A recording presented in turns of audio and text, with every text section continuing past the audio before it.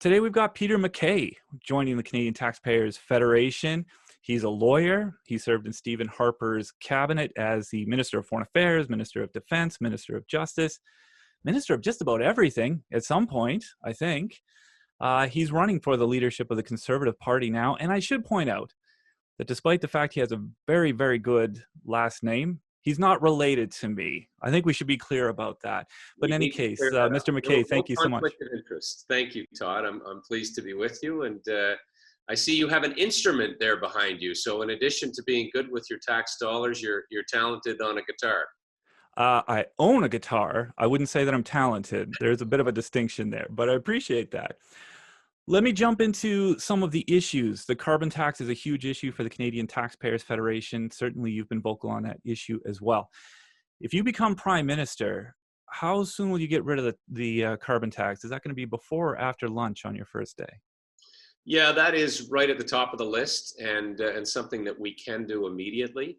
At the provincial level, as you know, some provinces have moved forward. Others are challenging it. So those who are challenging it will know that they have a friend in a Conservative government and a Conservative Prime Minister that will scrap the tax.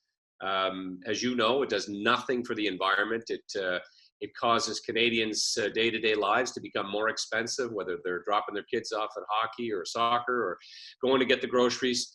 And it punishes our manufacturing sector, and it's unfair everywhere, especially in rural Canada where you can't take transit to work. You don't have the same perhaps options that you might have in a bigger city. So I will scrap it, and I will not replace it with a national pricing and regulatory regime.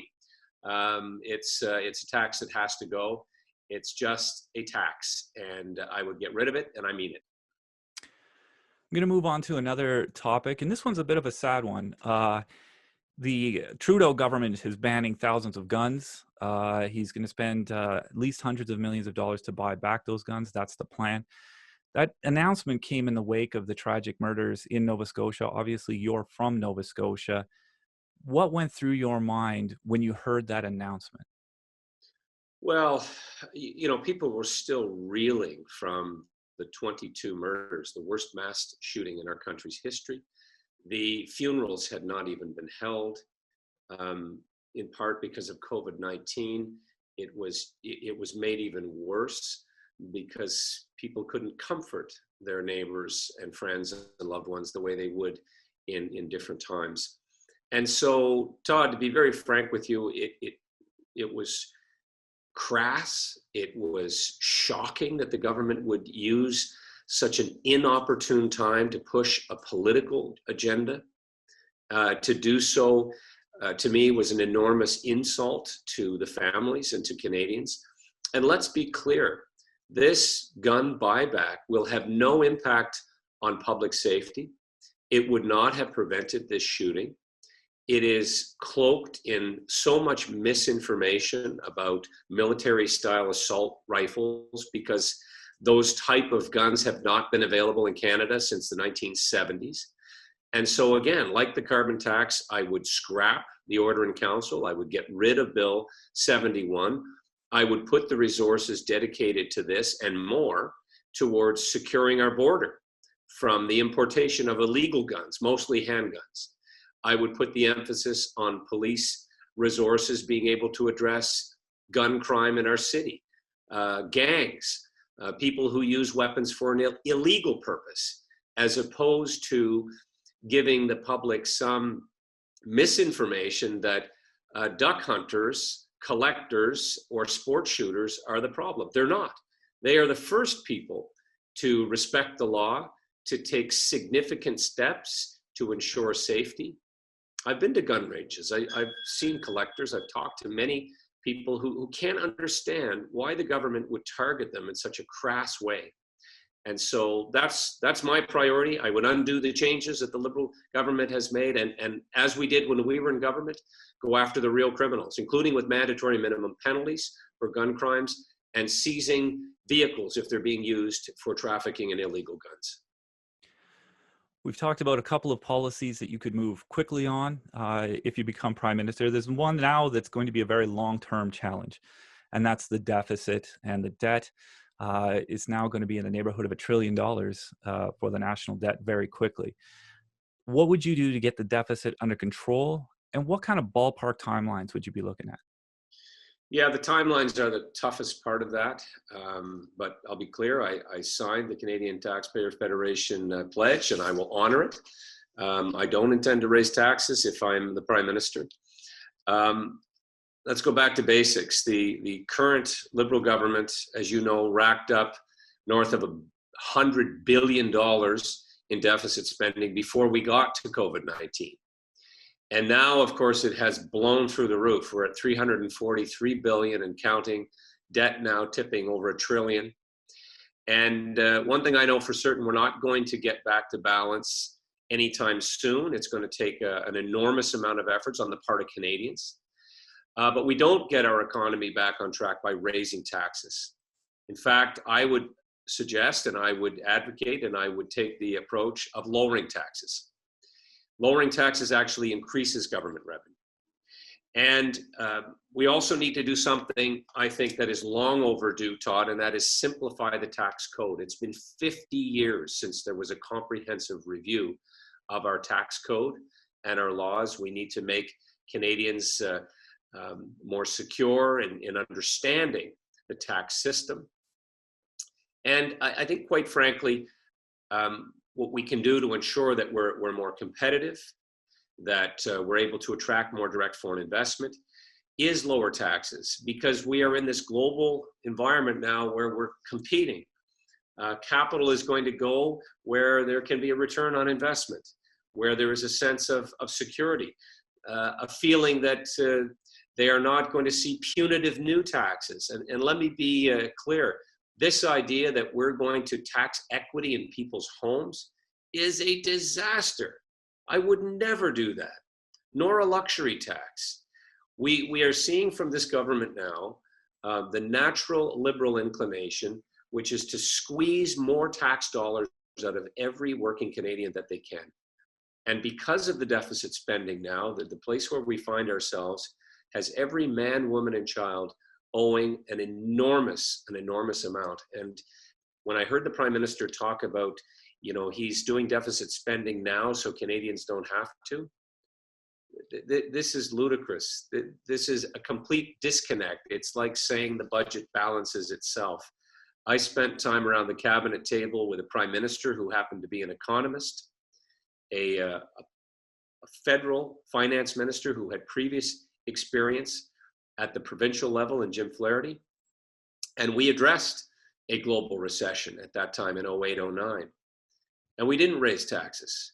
We brought about efficiencies in government. We went line by line through every government department twice to make sure that we were bringing about government efficiency. And in spite of having run an enormous deficit, nowhere near the one we're dealing with today, but when we left office, Todd, in 2015, we were back at balanced budget.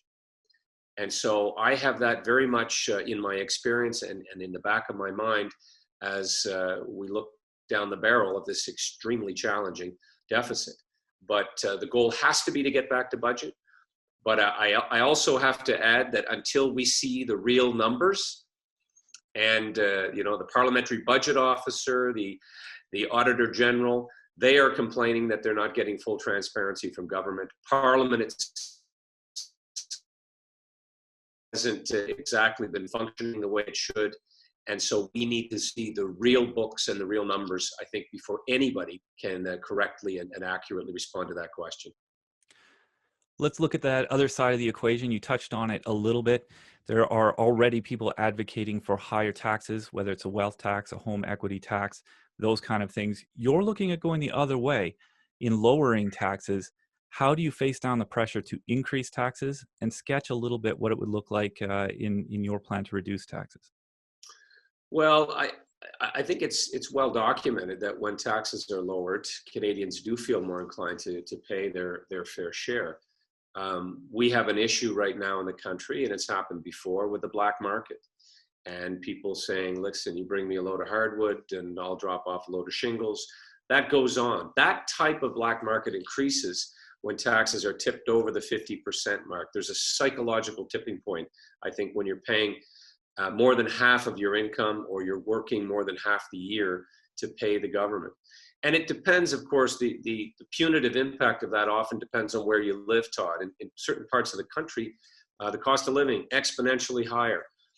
And so for that reason, I say we need to lower taxes. There needs to be clear rules in place. There needs to be an understanding that the government isn't wasting money. And I dare say that when we see the billions of dollars that have been pumped out with very little oversight, it seems indiscriminate to me, the type of spending. It wasn't targeted. It wasn't timely. It didn't have sunset clauses in place. The WE scandal is worth mentioning here, a $912 million grant program with a big amount to go to the WE Foundation, who were going to distribute it, money coming directly back to the Trudeau family. This severely undermines public confidence and increases cynicism and makes people feel very resentful about higher taxes. And so there are industries, I believe, that can be helped, that are going to increase their output. They're going to hire more people. They're going to increase their revenue stream. The post-COVID-19 world has to, in my view, it has to grow our economy. And how do we do that? Well, our natural resource sector is the most obvious place to start. We need to build pipelines. We need to be able to ship more goods, commodities around the country and out of the country. Therefore, identifying new markets, places like India is a great place, I believe, for us to start. We should be first in line with the similar comprehensive economic trade agreement that we have with the European Union, of which the UK pre-Brexit were part of. We should be there, ready to sign a free trade agreement with the United Kingdom. And again, that puts us in the line ahead of the United States. We're really just scraping the surface in terms of our trade opportunities in the European Union now. I'd say the same of South Korea. Our government, the Conservative government, of which I was a part, signed the most trade agreements in the previous than they did in the previous 50 years. So that is an area of growth. Technology. We need to repatriate Canadian technology, bring more Canadians and innovators home. We need to dramatically increase our manufacturing capability. That, I believe, is an area that also has great job growth potential. And our manufacturers are ready to do that. Many of them were very adept in pivoting to make essential goods that were discovered to be lacking because of lengthy supply chains and an over-reliance on the Chinese market. We also need to, and we talked about lowering taxes, we need to make government more efficient in the delivery of its services. We need to increase consumer and business confidence. We need to have those pro-trade policies that will also, I believe, lead to more direct foreign investment. Although certain countries like China, I would suggest we're going to have a moratorium.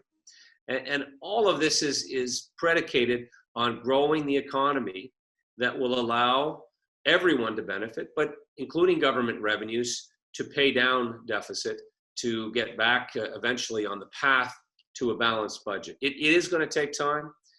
Creating jobs, reducing red tape, erasing some of the regulatory burdens and hurdles that businesses have to get over.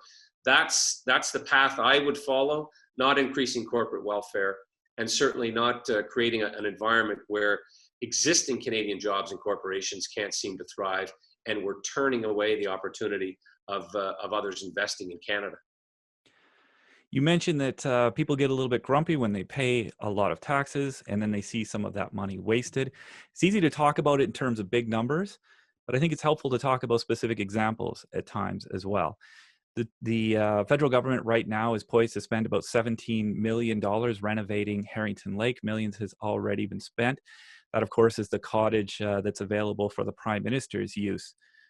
We did some checking, and you can get some pretty swanky cottages for an awful lot less than $17 million. We're seeing Oscar Award winners and Stanley Cup champions spending less money for their cottages. What do you think of the idea of selling Harrington Lake? What does the Prime Minister need a cottage, 20 minutes from his home for anyway?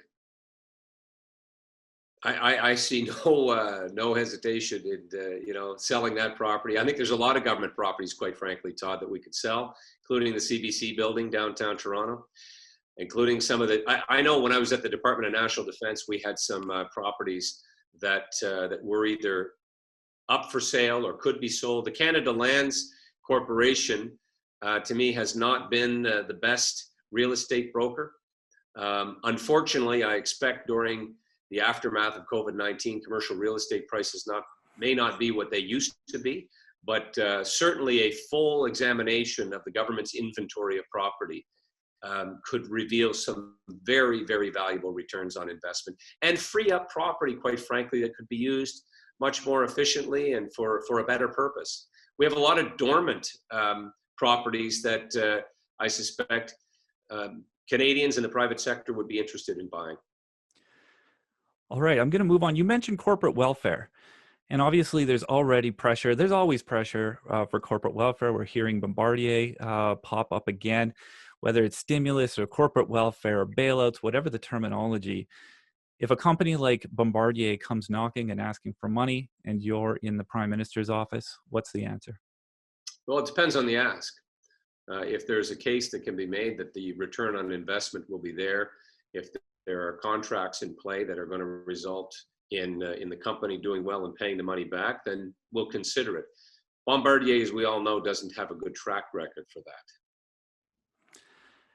I'm going to take it a step further on the corporate welfare. Obviously, the Atlantic Canada Opportunities Agency, Western Economic Diversification, some of those development agencies, they fire out a lot of cash. What about winding those down and putting those resources into lowering taxes to help everybody? I actually think, at least my experience as a former minister of the Atlantic Canada Opportunities Agency, is that there is a return on investment. Not on every program, not on every investment, but they've actually been quite good at helping new entrepreneurs, especially those who are coming from a university or community college setting. It encourages entrepreneurship. There's a partnership that's in place, at least in Atlantic Canada, with provincial governments in terms of trying to discover ways in which they can, grow those businesses, attract private sector investment, angel investors, and those from outside. So I wouldn't agree that winding down those agencies would be the first thing I would do. I think we can try to squeeze more efficiencies out of them, make sure that we are doing a deep dive into how that program spending is being used. But that's part, again, of what I would describe as deficit reduction action, which is what we did during the recession in 08-09. And so it isn't just the regional development agencies, Todd, it's across government. It's looking for ways in which we can find savings in all the government departments. That's one that we have to look at for sure. Let's talk about another really big line item in the budget, equalization. Obviously, the issues in Western Canada are significant. Even Western separation is not something that can be ignored anymore. And equalization is a huge part of that conversation. What do you do to fix equalization?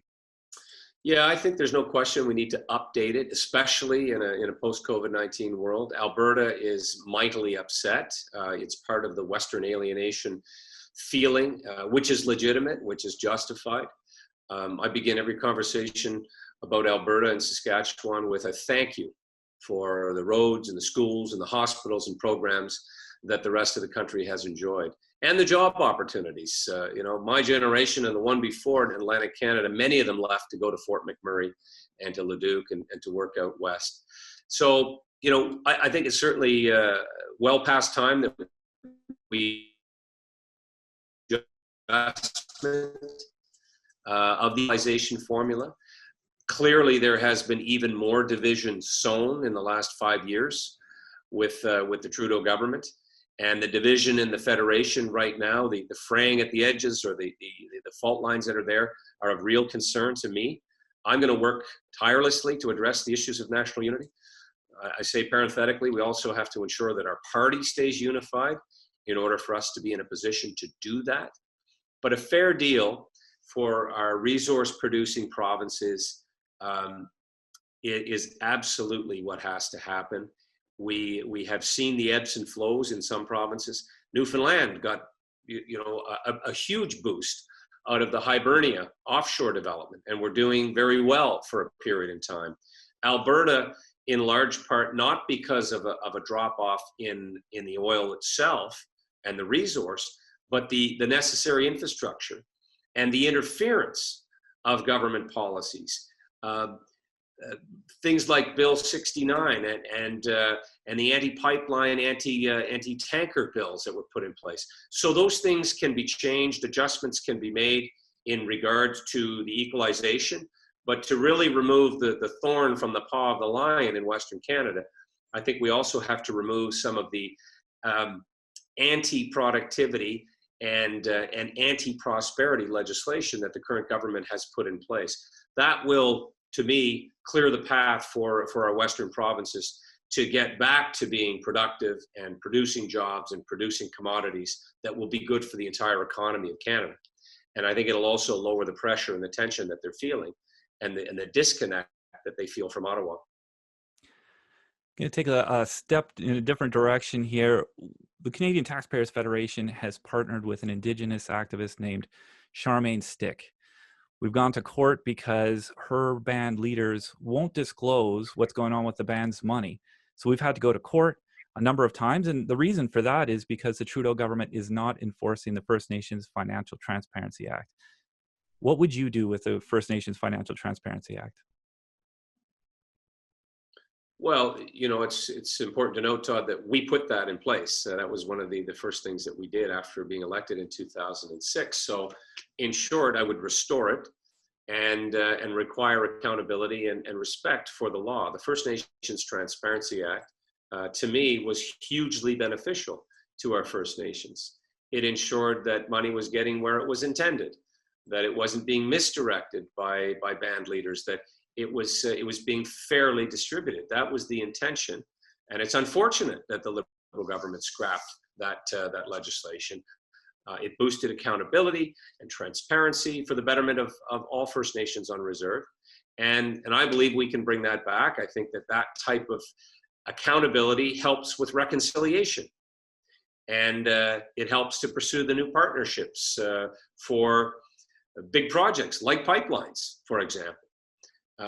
First Nations are the fastest growing population in Canada. We want them to be full participants in some of these big projects and opportunities, as was the case with the Wet'suwet'en Band, for example, in British Columbia, which began this incredible period of blockade, which was hugely detrimental to our country. That file was also badly mismanaged by Mr. Trudeau, who was out of the country at that time, pursuing this vanity project of the Security Council seat, which failed miserably. Anyway, I'm getting off topic, but meaningful Indigenous engagement, shared benefits, robust environmental assessments, First Nations transparency fits in with all of that, and it helps us to bring about greater public confidence in government spending and government finance overall, because there is tension there when we see some of these situations like the one you're describing, where there's a refusal to be accountable for.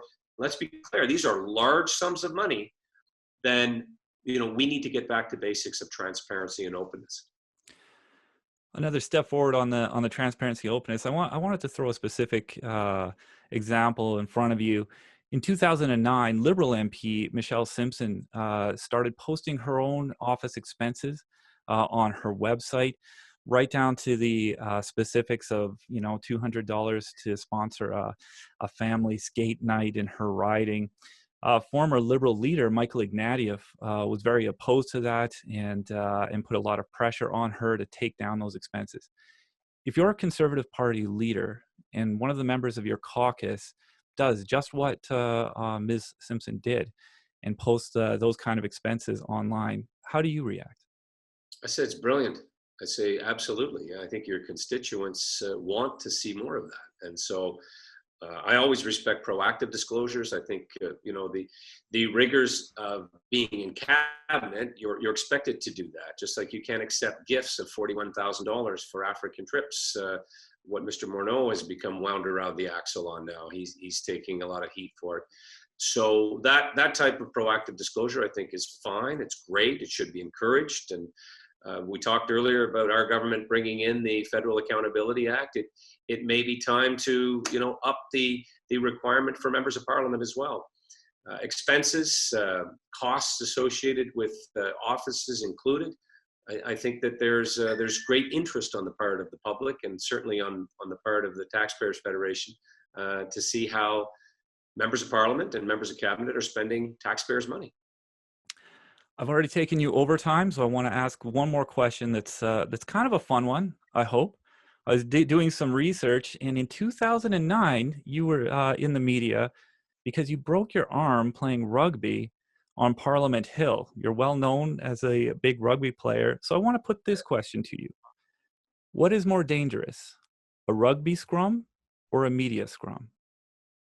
Oh, a media scrum for sure. Well, the reputational harm and the self-inflicted harm that can come from a media scrum can last a lifetime. Broken arms heal, broken noses heal. I've been in a number of both, and I would go with the media scrum being far more dangerous. All right. Well, thank you so much for taking the time to chat with us. Really appreciate that. Any last things that you wanted to share? Well, thanks for the work that you do. I really appreciate the work of the Taxpayers Federation.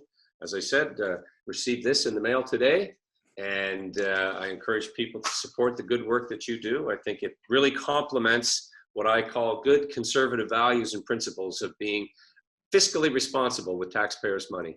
And we can all do with more fiscal responsibility, especially in a post-COVID-19 world. Well, again, thank you so much for taking the time to chat with us, and stay safe on the campaign trail. Thanks, Todd. Hope to see you again soon.